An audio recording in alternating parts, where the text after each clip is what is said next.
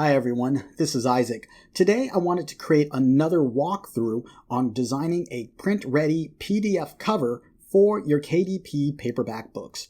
This time I'm going to focus on Photoshop and demonstrate why it's my preferred program for designing covers. Hopefully along the way you'll learn a few things and get inspired to create some awesome looking and exciting covers. Alright, let's get started. So the title of our book is going to be Destruction is Inevitable, and the subtitle is going to be Write Your Own Epic Disaster Stories. I had the idea for this book because a few months ago Sid came home and showed us one of his creating writing projects, and he wrote this crazy story, so many things happened. It involved saving the world, it involved gang fights, it involved saving kids who were sick in a children's hospital, and one thing after another kept happening. And it was so cool seeing this from Sid that I wanted to create something to encourage him to keep writing. So the idea I have is I want to create a mixture of story paper, writing paper, and comic book paper. The trim size I'm going to use is 7.44 by 9.69 inches. And the reason why I'm choosing this size is because it's very close to a typical composition book you would find at Walmart or Target. Now the number of pages, I'm going to go small for Sid, and so I'm going to make it 50 pages. I originally thought about maybe 200 or 100 pages, but I think 50 is better suited. And then also the paper type, I personally prefer cream, but in this case, I'm going to go with white. There's a lot more contrast if you're using pencil or pen with white paper. Now for the cover concept, I have an idea to create some type of visual disaster. And so I'll show you guys in a bit. First, let's get our interior together. So we are logged into Tangent Templates, and here you can see all 48 of our static designs, and then we have our dynamic templates here. And this is the story paper that I'm thinking about using. Really quick history about this. I actually designed this template about 4 years ago. Sid was coming home from school and his teacher kept giving him different types of writing paper, and some of them had a little area for him to draw a picture, and I found that he really enjoyed that because he got to exercise his drawing skills and then write a story around the picture he just drew. So it was really cool. One day he ran out and we didn't know what to do. I looked online, I couldn't find anything I was happy with, so I decided to open up Illustrator and design my own. And this time, the lines, I actually got the dimensions for typical children's handwriting paper, decided to use that for the lines, and then for the little drawing box, I made that a little bit smaller than what Sid was used to because it allowed me to put more room for the lines. So this was something I was really happy with, and several years later, we launched Tangent Templates, and this was one of the first designs I added to it. And so we have that one. Here's our handwriting paper, and then here's some of our comic paper that I want to add. Now, what I used to do was take all these template files and use InDesign to kind of merge them all together. And it was cool, but I found it was kind of a slow process and I wanted to make it quicker. So I added in this builder tool. Here you can mix and match any of our static designs. So I'm going to click this right here for page 1 and I'm going to make this one blank. Now for page 2, I'm going to add our story paper. And then for page 3, I'm going to add the handwriting paper. Now I'm going to add 2 more pages to our book, and here I'm going to add, our comic book paper, and then another style of the comic book paper. We have 4 different styles. I'm going to choose this one for now. Let's add, 52 pages, or actually let's do 50 pages. And here we go. Let's see, that's 56. Ooh, a bit too much because we want 50 pages. I want this to say 52. Because I'm not going to include the first page or the last page. And here I can go and mix and match this to my heart is content. And so, let's see here. Here's our writing paper.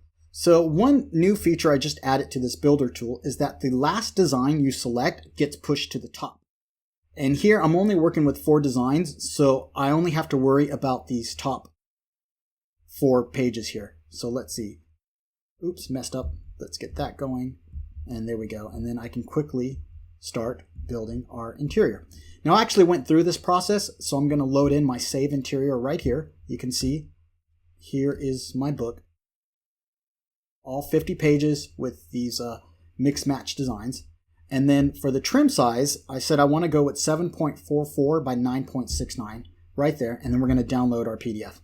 Now another new feature added to our builder tool is our quick hot links for your covers. So I can click this button right here and it'll automatically download my template for my print ready cover. Or I can click here to pull up our KDP helper tool and see more detailed information about the covers. I can get specific sizes for programs such as Canva, Keynote, PowerPoint, and of course Adobe Creative Suite. So let's take a look at our template files. So here we go. Here's our interior. Let's go on and preview this real quick. There's our interior, and you can see all 50 pages are here, beautifully laid out for us and ready to upload to KDP. Really, really cool. And then here is our print ready PDF cover. It's a PNG file set at 300 DPI, so I can open this up directly in Photoshop. And we are ready to go. So really, really cool. Okay, so let's take a look at our notes once again. Destruction is inevitable. And our trim size, pages, paper. One thing I forgot to lead is the bleed. So with the builder tool, every single PDF you download will include the bleed by default. So just make a note of that. Okay, so now let's get back to Photoshop.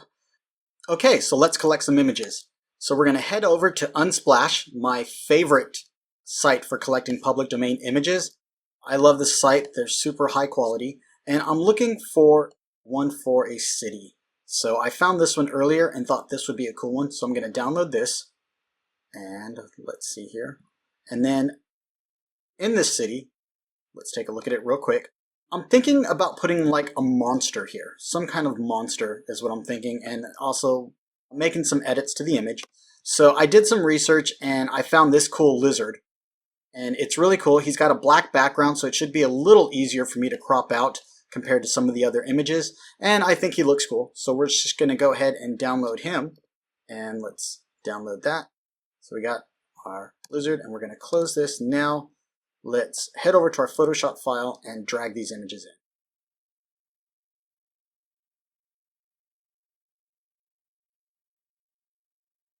Great. So I'm going to hide these really, really quick.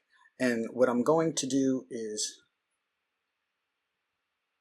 create a new group. So I select it down here. I just hit this folder and I have a new folder and I'm going to call this front cover. So for this, I just want to focus on the front cover for now. I don't want to worry about the spine or the back cover. And because the number of pages is so small, we can't put text on the spine. So there's not a whole lot we can do there. Maybe a little bit of color, but that's about it. So I'm just going to take my marquee tool, which is right here, and you can hit M to select it. And then I'm just going to drag from the top corner up here and just to the bottom about there. And then make sure you have black selected for your foreground. So if you double click this and drag it all the way down to the bottom, you should see 0, 0, 0, 0, 0 at the bottom. Click OK, it's black. Now we're going to hit this button right here, which is the mask.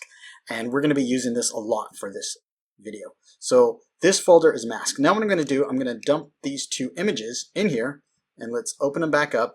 And now you can see that they are under the mask right here. And so I'm going to go to our move tool up here. If I hit V, that's our move tool. And I'm just going to drag this around and place it to a place that seems decent. So I could have it snap to the edge, but I noticed there's a gap right here. And I kind of want to get rid of that because I don't want to draw attention to this. So I'm just going to drag this out by hitting the arrow key. I'm just going to nudge it a little bit to the right. And that's pretty good. So what I did was I'm on the move tool and you can actually use the arrow keys to drag in images up or down. So that's pretty cool. All right, so we have that in place. Now, one thing I want to note about this image, when I drag this onto Photoshop, it actually dragged this on as a smart object. So you see, if I mouse over it, it says a smart object thumbnail. The nice thing about smart objects is that you can edit them in a very non-destructive manner. So what I'm going to do, I'm going to copy this real quick. I'm going to hit Command and then select this layer. I'm going to hit Command J. Now, it might be Control if you're on a PC, but I'm on a Mac, so I'll be using the Command key for most of my hotkeys. Now, here is another version of the image, but it is the raw image file. It's not a smart object. So what that means is if I was to scale this down, I'm going to scale it up so it's really tiny, really, really tiny. Okay, and then I decided, oh, I need to make it large again. It starts to look pixelated. And that's what happens when you're working with bitmap data, is that you can't really make a lot of edits to it because it's very destructive. Now I'm going to delete this layer, and we're going to do the same thing using the smart object. So I'm going to make this really tiny again, hit return, and then I'm going to make it super big again. And you can see it preserves the quality of the image. Really cool. So let's see here. Let's go back to nudge that. I'm going to make it a little bit smaller. Okay, so the first thing I want to do is edit this image. It looks pretty cool, but it is a little dull. I thought it'd be really fun for this one to add a tilt shift effect to it. So if you don't know, a tilt shift effect is when you take a photo, primarily like an aerial photo of little people, maybe they're on the beach, and then you add kind of a blur to it and you increase the colors to make it more vibrant, and it makes the entire image look like it was a toy model train. So, and it was taken with the macro lens. And so I'm going to demonstrate how to add that effect with this image right now. So what we're going to do is mouse over to filter, and then under filter, we're going to scroll down to blur gallery. Now what we're going to do is select tilt shift right here. And this is it. So with this tilt shift effect, this center point is where you want your main focus point. So I'm going to put my focus point around here because that's where my little monster is going to be. Now, they have these lines at the top. Here you can control the way it blends. So the further away, the smoother the blend is. The closer it is, the more harsh it is. So I'm going to leave that about there. And you can rotate this. If I mouse right here, I can rotate it a little bit, but I want to leave it right at 0 for this one. Actually, that's good enough.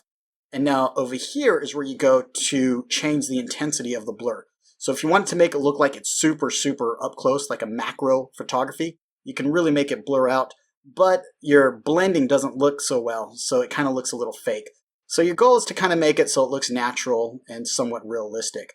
And let's see, I'm going to go probably about there. Now your eyes can be deceiving when you're working with 300 DPI, so I recommend to going down here and make sure you're at 100% so you can really see what's going on here.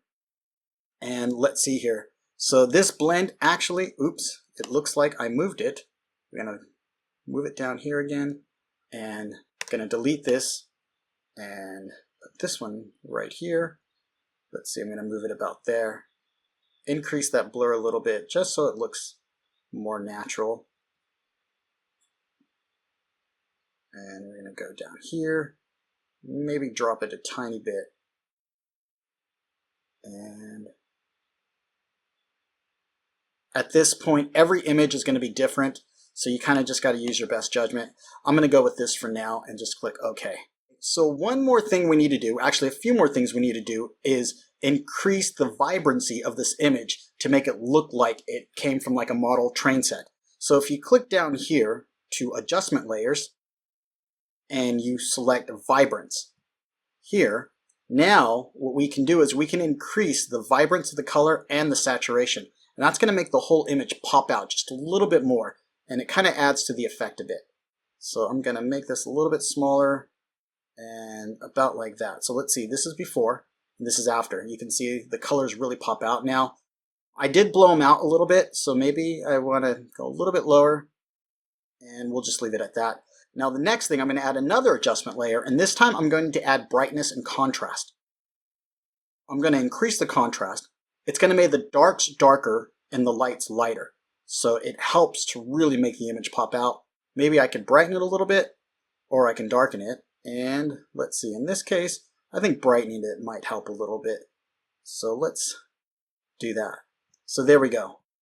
Major difference on the original image. So I'm going to group this together, and I'm going to call this city. Okay, so this is our city. Now what we're going to do is add the monster in. So let's go on and do that right now. And here he is. So the first thing I want to do is crop him out. And one quick tool you can use to crop him out is the quick selection tool. So if you mouse over here and you see this little icon, actually it's this one right here. Yes, this brush, quick selection tool. So the hotkey is W. I actually use the hotkey so much that I forget where the tools are here. So if you hit W, that's going to activate your quick selection tool. And what this does is you still have a brush, but anything you select, it's going to select nearby colors. And right now I'm going to increase the size of my brush. So there it is. And here you can see I can select the lizard. And it's going to do its best to find contrasting colors so it knows where the edge of the lizard is. And that's what I'm doing right now. Let's go on and select this. Now I'm going to hit the Z key, and that's going to pull my zoom tool up, and I'm just going to zoom in, and then I'm going to go back to W, and then if I hit the brackets, I can hit the left or right bracket to make the brush grow or shrink. So I'm going to make it small, and then I'm hitting W, and I'm just going to select this area right here. So let's see.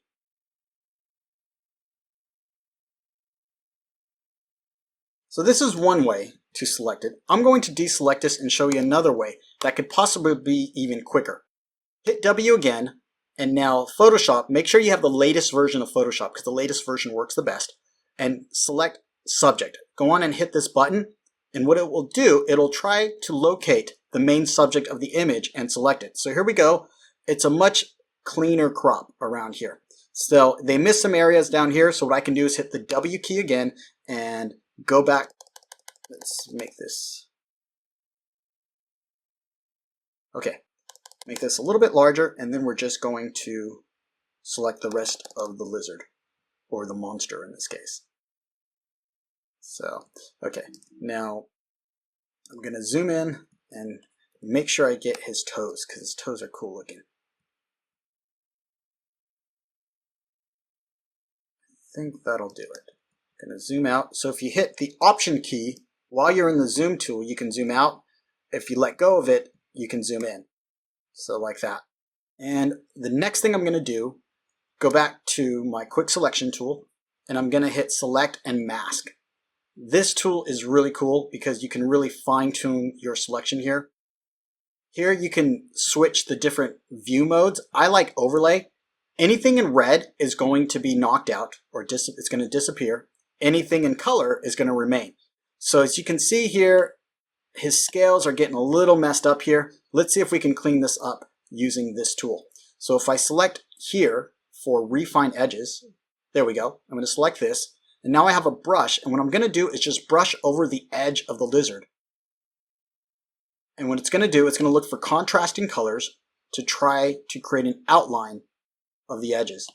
And so this works great if you're dealing with hair or anything that's really difficult to extract. And it'll do its best to smooth it out. So this part isn't so much important, but I'm just going to go over it anyways. And then let's see where else we can use this tool at. Definitely right here. You can see there's some of that background is still there.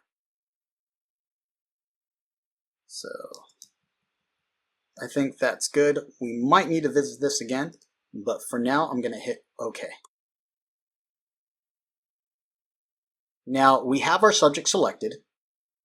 Make sure you click on the right layer and then make sure your foreground is black and go on and hit the mask tool. And there we go. Now we've cropped it out. So let's call this monster, and I'm going to put him in his own layer. I'm going to call the folder monster. There we go. Okay, cool. So now the first thing I want to do, let's see here, let's flip them. I'm going to go to Edit, Transform, Flip Horizontal. There we go. Now I'm going to hit Command T, or it might be Control T if you're on a PC. Command T, and what this does, this will allow me to transform, to scale them up and to rotate them. So I'm going to place them probably around there. That looks kind of cool. Let's come on in. Let's get it so he's like really jumping on the bus here.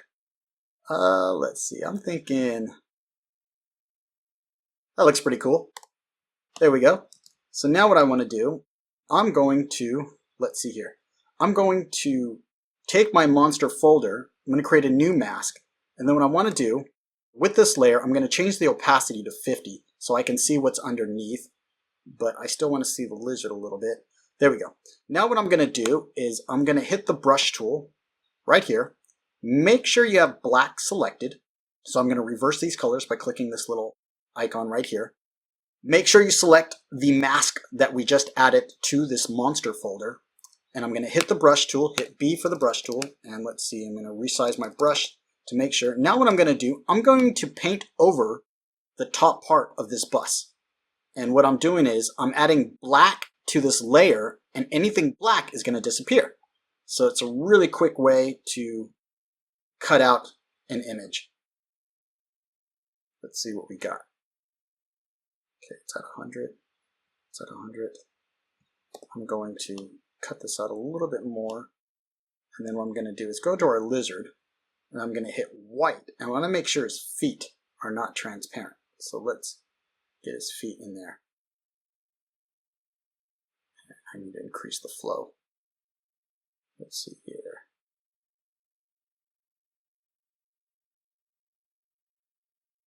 There we go. So I just got to clean this up real quick.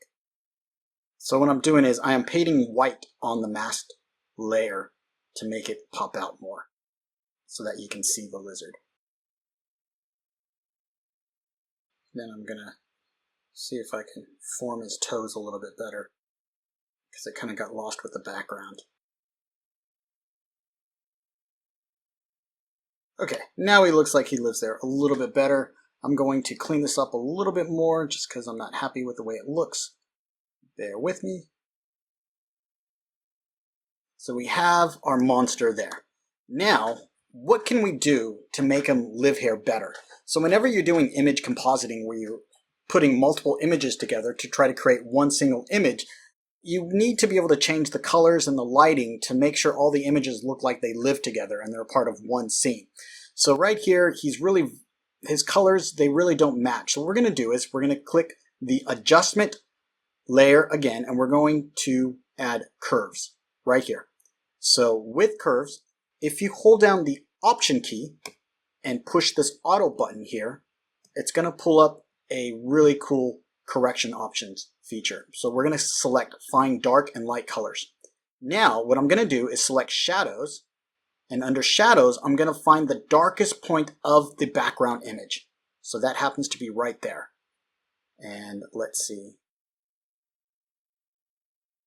So you got to click here and then drag it out to about there. I think that works. Okay. Now for the highlights, I'm going to select the lightest part of the background image, which is right here. I think that'll do it. So let's see what we had before. No, I don't want it to be default. So this is what, oops. Now for this adjustment layer, if you select this button right here, it will only apply the adjustment to the layer directly under it. So it won't apply to anything else, just the one directly under it. So now let's add the adjustment layer, and you can see here the colors have changed. Now he looks like he lives in this image a little bit better. He's kind of faded. It was a bit too much, so what I'm going to do, I'm going to scroll down. Let's see here. Let's see. I am going to just tone it down a little bit by changing the opacity layer on the adjustment layer. So let's see the opacity level. Let's make it there. There we go. Now he kind of looks like he lives there a little bit more. So let's see here. What else can we do with this lizard? One thing I want to do now, let's see here. So we've done the color correction. Actually, I'm going to increase the opacity just a little bit more. There we go. Okay, cool. Now the next thing I'm going to do is add another adjustment layer, and I'm going to go to Hue and Saturation. And what I'm going to do, I'm going to select on the reds right here, and I'm just going to adjust the hue. Oops, almost forgot. Make sure that you click this button right here, or you can hold Option and click. That's also the hotkey to do that, and that will snap to this layer. So what I'm going to do, I have my reds selected right here, and I'm just going to change the hue just a little bit, and you can see this part, you can see this little flap right here start to change color. And I'm just going to change it so it matches the scene a little bit better. And there we go. I'm going to make it a little bit darker. And actually, I think that'll do. Desaturate a little bit. Okay, now I'm going to go over to magenta. And my goal is trying to get this kind of purplish tint. And I want to make that so it matches the scene a little bit better. So I'm going to head back to our hue, go to magenta, and kind of tweak this a bit. And there we go. And what I want to do, I want to match this kind of red-orange bit over here. And let's see if we can get that, how close we can make it. Get the saturation up. I think that'll do. So that's what he looked like before, and this is what he looks like now. It's subtle, but it kind of adds, like, it makes it look like he lives here just a little bit better. So we have our monster folder. What I'm going to do, I'm going to duplicate this and just hide that for now. And then what I'm going to do is hit Command E or Option E if you're on a PC, and that's going to flatten it into a single layer. Now it's no longer a bitmap, it's no longer a smart object, it's now a bitmap object. But we need to do this in order for the next task I want to do. So we go to Edit up here, and we want to select Puppet Warp. This is so cool. So what it does, it kind of creates a mesh around your subject. So what I'm going to do, I'm going to select the nose right there. I'm going to select his neck, and then I'm going to select the tail. So now what I can do, I can take the tip of his nose and change the positioning of him. Really cool, like a puppet. So I just want to get him so he's facing up a little bit, like that, and then hit return. There we go. Now we've altered our lizard. Now what I want to do, this bust right here, you can see the perspective. It gets super large in the front, and then it gets super small in the back. So we want to do the same thing with the lizard over here. So we're going to go to Edit, Free Transform, and Perspective. And now what we're going to do is just, we're going to hit this corner, this top left corner, and I'm just going to drag it up. You can see there. And then this I'm going to drag down and kind of match the same perspective that you get from the bus. So let's see here. That was probably a bit too much. No problem. We can. There we go. So now he looks like he lives there. But it looks like I need to make some adjustments here with the mask. So what I'm going to do is kind of drag this a little bit further back like that. And then readjust this mask right here. So I select the mask, and I'm just going to hide some of this extra bit that it's showing through. And then I'm going to reveal some of the arm that we lost here. Let's go ahead and get that through. See, his hands get kind of lost down there. There we go. Now he looks like he lives there a little bit better. Okay, so we got our lizard. Let's see here. What can I do here with this part? This is kind of bugging me. Let's reveal it all. See what we got. You can see his toes really extend pretty far. I guess I cut a large portion of it. There's some brightness there that I didn't realize. And let's see here. So what I'm going to do here, I'm just going to clean this up really quick and see if we can get a better shape for his feet. Now, if you're familiar with Photoshop, another trick you can use is the pen tool, which is actually my preferred tool.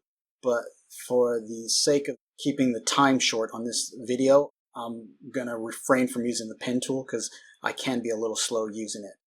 And you can get some pretty good results using this method right here. There we go. That looks better. I'm digging that so far. All right, cool. It's got kind of a wonky. Let me clean this up a bit.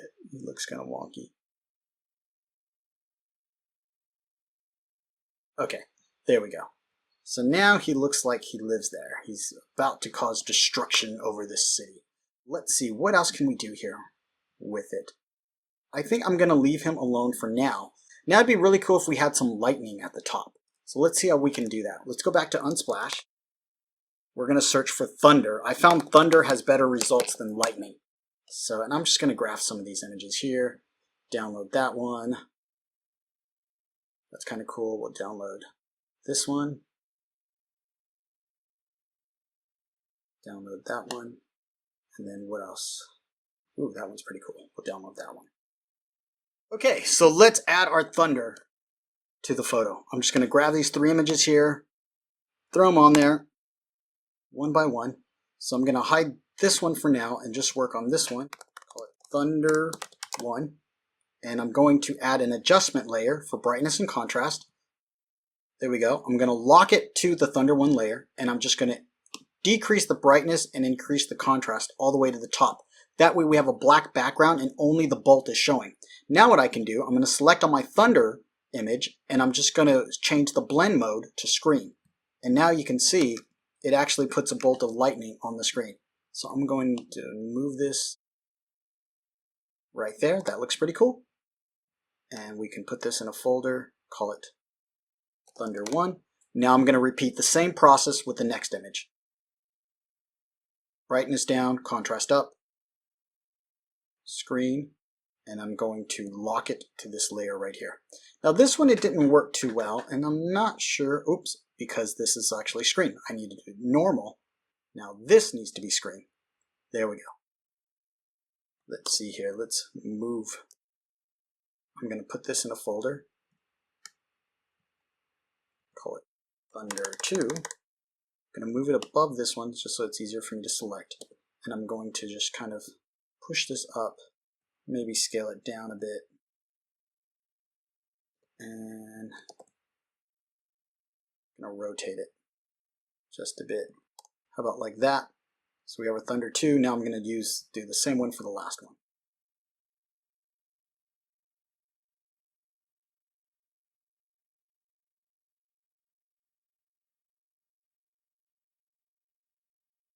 By the way, the screen blend mode, what this does, anything light will go through and anything dark will get ignored. So that's the cool thing about using this blend mode here.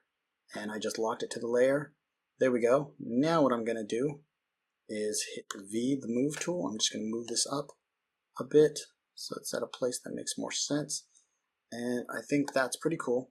Now what I'm going to do is select, put all these in a folder, call this Thunder, call it Lightning because that's really what it is.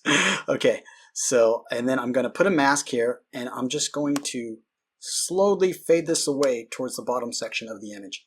And I have black selected, I have clicked on my layer mask, and I'm just going to blend all this away over here. That way it looks like the thunder is only happening at the top. So let's see here. So it's kind of cool, it gives it kind of a dramatic effect. You can see this lightning happening at the top. And if I want, I can change the opacity so it's not so strong, it's really subtle. But I think I kind of like that. I'm just going to keep it like that. Maybe not so much over the top of this building right here. So, and then I'm going to reveal some of it just so we got some of that more lightning. There we go. Cool, I'm digging this so far. Kind of gave it this kind of epic look. All right, so let's go on and add our title to our book. I'm going to hit the type tool right here. Make sure I have white selected. Select that. And then for my font, I'm going to use Impact because it's large and it just works for this one. So, and what's the title of our book? Let's see here. Let's go on and type this out. Going to hit Command T or Option T if you're on a PC and just bring this out. I'm going to break this up into 3 different lines. Let's see, the first one I'm going to do just inevitable. So let's do that. The next one is just going to be is, and then the last one will be destruction. Now the reason why I'm copying and pasting, because Photoshop can get really slow when you're typing in it, and it doesn't always give you spell checking. So I find it's easier to put it on a plain text file and let my computer let me know if there's like an error in my spelling, and then I can just copy and paste it and drag it here. So what I'm going to do is center this like that, and then drag this about there and here. So what I can do here, now that I have this selected, I can go to my type properties right here. And let's see here, where is that? It's usually here. I'm just going to go to type. Paragraphs, right here, go to character. This should be right there. There we go. Now I have this selected to make it bold, and then I have this selected to make it all caps. So it's kind of a quick thing you can do to stylize your fonts. I'm going to drag this up to about there, destruction. And then this I'm going to make italic, is, and then I'm going to make inevitable, super large. Inevitable. Eyeballing it. And what I'm going to do is drag this so it's slightly over the lizard. It's the monster, I should say. Let's drag that there. here. And now what I'm going to do is put this title, and I'm going to put this under the monster layer. Really cool. So now the monster is slightly overlaid on the text, and it's kind of a cool effect, kind of a magazine cover or something. And so let's go on and make that really chunky. Cool, I'm digging this so far. I think I'm going to add some effects to it. So I clicked on the effects button. I'm going to have a stroke, a black outline just so it's easier to read. Could have a drop shadow if I want. The drop shadow kind of brings the text out more. I don't know, I'm kind of digging that. Usually the default drop shadow settings aren't too great, but this is actually not too bad. I think I'm just going to keep it like that. I think that's pretty cool. And then the other thing we're going to do, let's get our subtitle in here. Hit T for the type tool, and then I'm going to click down here, and there's our subtitle. So let's see here. And what we're going to do is just center all this. So I selected the title, the folder of the title, and the subtitle, and I'm just going to hit this align, and now I know they're centered, and here I'm just going to center this. And so that's looking pretty cool. I think I'm liking this so far. I'm going to drag this to the top to make sure everything is okay. So this kind of helps me see the center line. I think what I'm going to do is put my margin so I know where the center is right there. And then I'm going to hide this layer.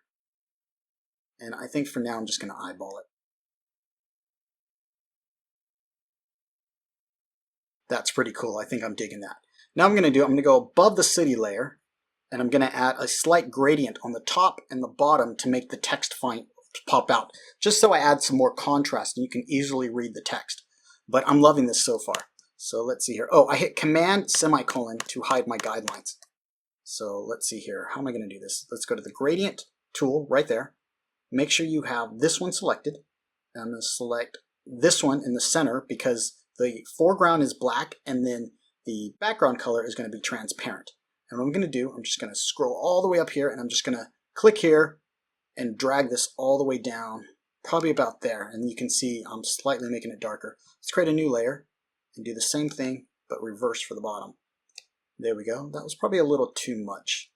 So I'm going to undo that and just go a little bit more.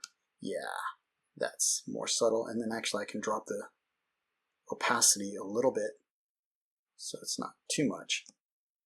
I'm just going to call this shadows. So that's pretty cool. I think I'm digging this so far. So one thing I can do if I want to go crazy, I can probably darken this a little bit to add some shadow around here. Actually, let's do it. So we have our monster right here. I'm going to go create a new layer for our monster. And then what I'm going to do is, actually I probably want this above it because of that mask. And I'm going to call it monster shadow. And then I'm just going to get my brush tool, zoom in. Let's see here, let's go here. The flow is at about 37. We'll go a little bit low. I just want it really subtle. And what I'm going to do, I'm just going to kind of paint over this just to kind of make it a little bit darker, kind of subtle.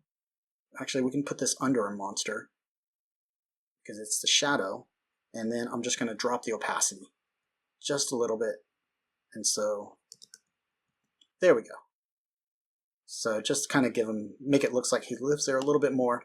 Now this light right here, I want this to reflect off his lower part of the chin. So what I'm going to do, I'm going to hit the eyedropper tool, or eye, right here. I'm going to select this color, and I'm going to create a new layer, put this on top of the monster, because we want this on top of the monster. And then I'm going to hit my brush tool, make this super large, and the opacity, let's do the flow at about 15, and I'm just going to kind of select this part. Here I'm kind of brightening it up a little bit, and then what I can do, I can hit the Option key, and so make it so it only connects to the monster right here. And you can see, there we go, we added some light. I'm going to change the blend mode to soft light, so it's really subtle. And one of the key things with Photoshop is being really subtle with your changes, and that's kind of what makes it really stand out, is you add a bunch of subtle changes, and then by the time you're done, it makes the image look super awesome and cool. So let's see here. I add a little bit there. And so I think I'm digging this. I think that's going to be our cover. So now what we can do for the back, let's do one more thing. I'm going to put all this in a folder. And then what I'm going to do is just call it front cover again. And I'm doing this for a reason. I'm going to hit Command, Shift, Option, E. So I actually just learned this about a few weeks ago. And what that will do is it will take all the layers underneath it and convert it into a single bitmap image. So it's equivalent if I duplicate this and hit Command E to flatten it. So this is really cool. Now what you can see here, I have this cover as a single image. And what I'm going to do now, I'm going to go to Filters, and I'm going to do Camera Raw Filter. And this is really cool because now I can do some post edits here. Here I can change the temperature of it. So if I want to make it more blue to give it kind of a horror theme, I can change the tint. I can change the exposure. So let's give it kind of a darker vibe to it. That's kind of cool. I can increase the contrast to make it pop more, or flatten it to make it look kind of dull. But I think this, this is, my demographics are kids, so I want it to pop more. I can add more shadows. Let's see, let's darken the shadows. We'll lighten the whites to make it pop out more. And here it's just a matter of just kind of messing around with it so you get it to the way you want it to look. And what I'm going to do now, one of these, there is an effect to add a vignette. And here it is. I'm going to add a heavy vignette to it all, right like that. So that's pretty cool. I think that's going to be our final image. It looks kind of cool. I think I'm happy with it. So now let's repeat this process again, but hide the titles. Let's see, I'm going to hide this layer for now. Let's see, we have this. Okay, I'm going to do this process again. Shift, Option, Command, E. There we go. Now we have this, and what I'm going to do is just drag this over to the other side and put this above here. Drag it to the other side. Right here, I'm going to increase it just a little bit. Maybe have it right there. Stick it underneath here. And what I might do actually is this section right here, I'm just going to make black. I'm going to put a black bar here for my spine. Hit D. Right here, I hit Option, Delete, and I'm going to hide this, and now there's my spine. I think I'm just going to leave it like that, just kind of have a black spine. I could maybe change the opacity a little bit, but I think that's cool. And then this one right here, what I'm going to do, I'm going to put a black box on top of it. So hit my marquee tool and drag this right here, and then Option, Delete to fill it with black. And then I'm going to desaturate this just a little bit. So this is going to be my back cover. Now if I want, I can put some text here. So we're defaulting to this. Maybe I want to use another font. We'll do Arial for now. Change it to say 12 points. And let's see here. Let's make it so it's just normal. And so here we have some lorem ipsum text. Someone actually asked about this. This is really typical for graphic designers. They'll add fake text as fillers until they figure out what actually is going to go there. So here we're putting just some filler text, lorem ipsum, and if we wanted a description for the back of our book, we would put that here. So let's go back to our front cover and put our titles back in. And I think now we finally have our completed cover. So I'm pretty happy with it. I think it looks pretty cool. And so what I'm going to do now is put all this into a layer. I'm going to call this spine. And then we'll put this in a folder. Call it back cover. Again, we're going to select all these. Shift, Option, Command, E brings it all into a single image right here. So this is our cover, and now we're ready to export this as a PDF. So I'm going to do Save As, and we'll go to our downloads, and we'll call it, and then I'm going to select PDF. Where are you at? Right there. Deselect layers, because we don't want layers, and then save it. Okay. And let's see here. We don't need to do this. You really don't need to mess with this. The default settings should be fine. Save. Takes a couple of seconds. Let's go to our file. And voila, here is our cover. So now we have our cover, and we have our interior file ready to upload to KDP. All right, well, thank you, and I hope you enjoyed this video. All right, bye.